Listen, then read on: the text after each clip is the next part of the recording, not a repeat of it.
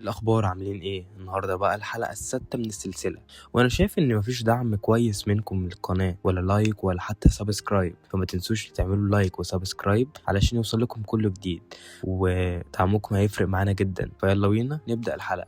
عمرك وقفت قبل ما تعمل حاجة وسألت نفسك سؤال بسيط جدا: أنا بعمل كده ليه؟ غالبا لأ، معظمنا بيتحرك بسرعة ونجري ورا الشغل وورا الناس وورا الصورة اللي عايزين نبان بيها، بس الحقيقة إن اللي بيتحرك مش الحدث، ده الدافع اللي وراه، والدافع ده مش بتاعك خالص. هتفضل ماشي ومش فاهم رايح فين.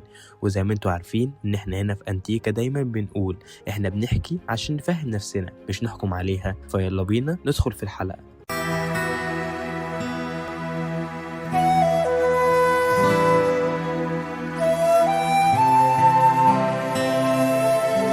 في لحظة صغيرة بتحصل لكل واحد فينا، وهي إنك تكون قاعد في مكان زحمة أو وسط ناس كتير، وفجأة تحس إنك بتعمل حاجات كتير بس مش حاسس بيها، زي مروان كده بالظبط.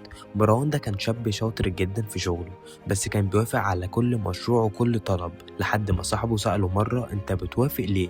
هو ده أنت بتحب ده؟ مروان ساعتها ضحك وبعدين سكت وبعدين سأل نفسه سؤال أول مرة يفكر فيه أصلا: هو أنا بعمل ده ليه؟ ومن اللحظة دي بدأ يحس إن في حاجة مش راكبة على بعض. ويمكن أول خطوة في فهم نفسك إنك تحس إن في حاجة محتاجة تتفهم. فالمهم إن كل ما تبص جواك ساعتها هتشوف الدنيا حواليك بتوضح سنة بسنة. وعلم النفس بيقول إن الإنسان ساعات بيشتغل بدافع هو نفسه مش واعي بيه، زي إنك تعمل حاجة عشان تثبت إنك كويس، أو علشان تهرب من شعور بالذنب، أو لأنك اتعودت تبقى الشخص اللي بيشيل ويحل. والغريب بقى إنك ممكن تفتكر إنك بتعمل ده للناس، بس الحقيقي إنك بتعمل الإحساس اللي بتاخده بعدها. الدوافع ساعات بتكون صوت صغير بس هو اللي ماسك الدفة، فلما تسمع صوتك الداخلي بتبدأ ساعتها تسمع نفسك صح. فخلينا أحكي لك عن ريم كانت دايما بتذاكر كتير، تذاكر لحد ما تعيا وتنجح وتجيب تقدير والناس كلها تتبسط منها. بس في يوم دكتورة في الجامعة قالت لها: انت شاطرة بس معرفش انت بتحبي ده ولا بتعمليه لحد. الكلمة دي دخلت ساعتها دماغ ريم زي السهم. رجعت البيت وبدأت تفكر إنها من صغرها كانت بتذاكر عشان تبقى البنت المثالية في عين مامتها، مش لأنها بتحب المجال. وهنا البلوت تويست اللي اكتشفته في حياتها: اكتشفت إنها بتجري في ماراثون هي أصلا نفسها مش عايزة تكسبه.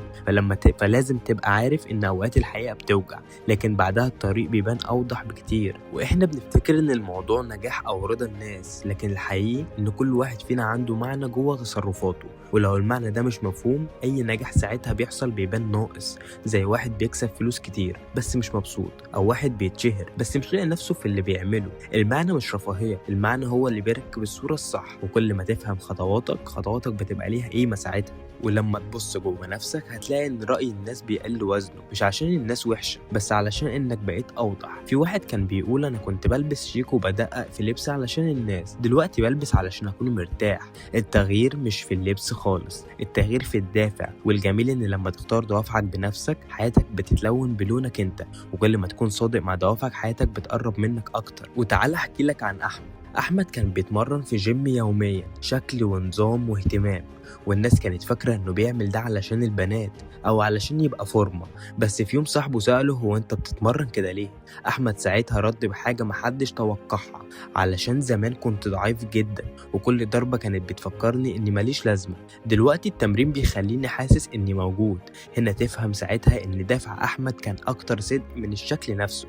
فلما تفهم حكايتك صح بتفهم سبب طريقك. والدافع زي البوصلة بالظبط، لو اتعدلت الرحلة كلها بتختلف. ممكن تفضل ماشي سنين في طريق علشان دافع قديم، بس لما تبص جوه نفسك بجد تلاقي انك محتاج بس تغير الاتجاه درجة صغيرة فتوصل لحاجة مختلفة تماما.